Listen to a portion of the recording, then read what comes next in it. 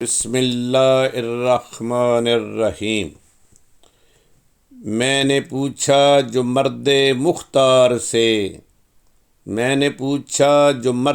مختار سے، کیا قلم تیز چلتا ہے تلوار سے؟ میری اس الجھن کو حل کر دو جناب، اس مرد قلندر نے دیا پھر جواب۔ تجھ پر حقیقت میں آشکار کر دوں، معمولی سے قلم کو میں تلوار کر دوں۔ تلوار دنیا میں سروں کو قلم کرتی آئی، زمانے نے قلم سے ہی سرفرازی پائی۔ سامعین گرامی قدر، السلام علیکم۔ میری آج کی گفتگو کا عنوان ہے تلوار سے برتر ہے میرا قلم۔ زمانے کا دستور ہے، تخت و شاہی اسی کے پاس ہوتی ہے، سکندری و بادشاہی اسی کے پاس ہوتی ہے، دنیا کے خزانے اسی کے پاس ہوتے ہیں، حکم و امر کا حاکم ہوتا ہے وہی، اور مال و زر کا مالک ہوتا ہے وہی، جس کے پاس طاقت و تلوار ہوتی ہے، دنیا اسی کی لونڈی اور رعایا اسی کی غلام ہوتی ہے۔ وہی صاحب امر ہوتا ہے اور صاحب امر کے ماتحت صاحب قلم ہوتا ہے۔ حضور والا، مگر یہاں سوال یہ پیدا ہوتا ہے کہ موجودہ زمانے میں جس کے پاس جدید سائنسی علوم ہوں گے، ایٹمی ٹیکنالوجی کے خزانے موجود ہوں گے، طاقتور وہی ہوگا، کیا اس کی بنیاد تلوار ہے یا قلم؟ تو جواب ہوگا علم ہی ان سب کی بنیاد ہے، کیونکہ طاقت بھی علم کی بنیاد ہے۔ جناب والا، قلم کا دوسرا نام علم ہے، اور صاحب قلم صاحب علم ہوتا ہے، وہی سرفراز ہوتا ہے، اسی کا حکم چلتا ہے، قلم ہی علم کے اصول کی بنیاد ہوتا ہے، قلم ہی تقدیریں رقم کرنے کا مجاز ہوتا ہے، اسی سے تلوار کا ہر حکم چلتا ہے، اسی سے تلوار کا ہر حکم چلتا ہے، قلم ہی قوموں کی تقدیریں بدلتا ہے۔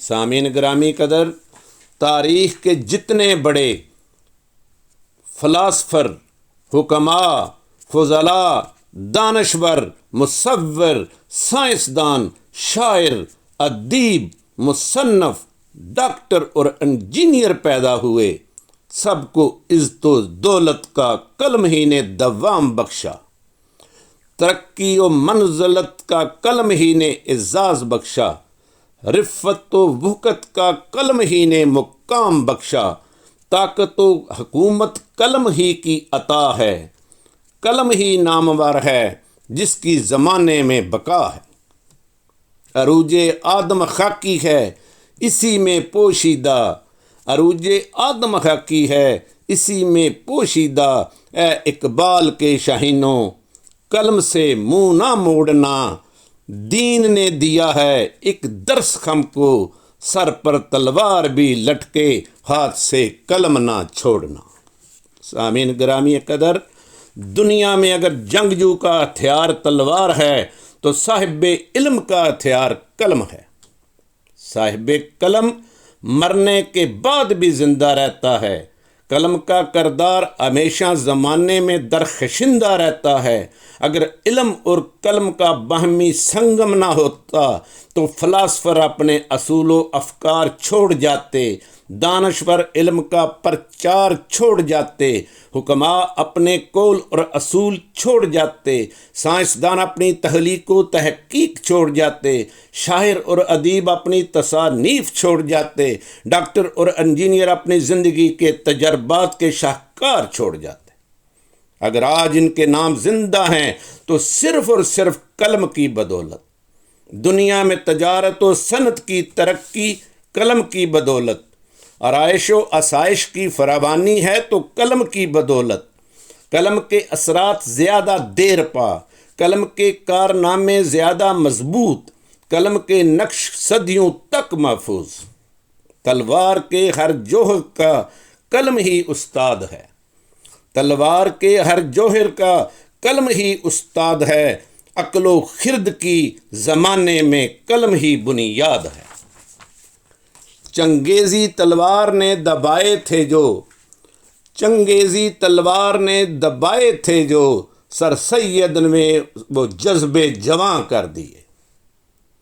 تلوار نے کھینچی تھی جو لکیریں جہاں میں، قلم کا احسان ہے کہ اس میں رنگ بھر دیے۔ جب تک دنیا قائم رہے گی علم کے شیدائی قلم سے استفادہ کرتے رہیں گے۔